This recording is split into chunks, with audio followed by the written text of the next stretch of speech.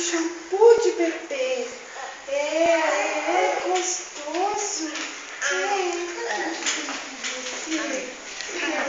Oh, meu Deus, que saudade.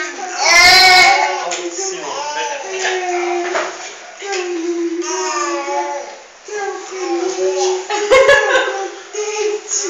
Eu vou te esmagar se você continuar assim. Cara, eu não tô aguentando isso. Eu vou te morder. Você quer que eu te mordo?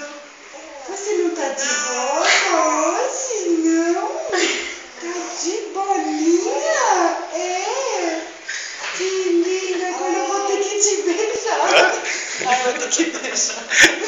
Eu vou ter que beijar você. Tem de brincadeira comigo. Ai, não faz assim que eu vou te esmagar. Sua mãe vai brigar comigo. Eu vou falar pro Saulo. Ela conversou comigo. Ela nem me conhece, gostou de mim.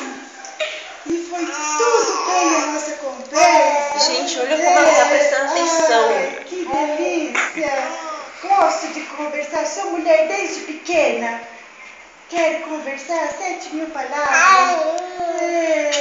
Esse gatinho. Oh, meu Deus, tão inteligente.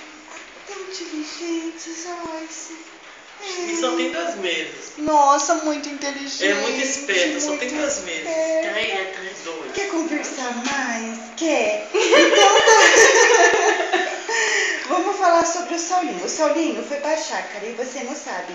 Ele não fez a lição dele. Quando ele chegar, ele vai chegar muito cansado. Ele não vai querer fazer a lição. Peraí, deixa eu falar. Não. Oh, meu Deus, cansei. Cansei, titia. Aí ele não fez a lição dele. Vai chegar cansado e não vai fazer a tarefa escolar. Você acredita, fofa? Você acredita?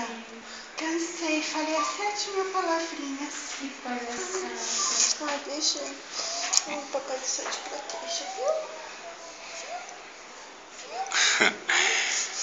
Ai, que delícia, meu Deus, que cheiro de bebê. Ai, bebê tem um cheiro assim inesquecível. Cheiro de anjo. Ai, que delícia. Depois cresce, vão tudo brincar, fica tudo selando suor.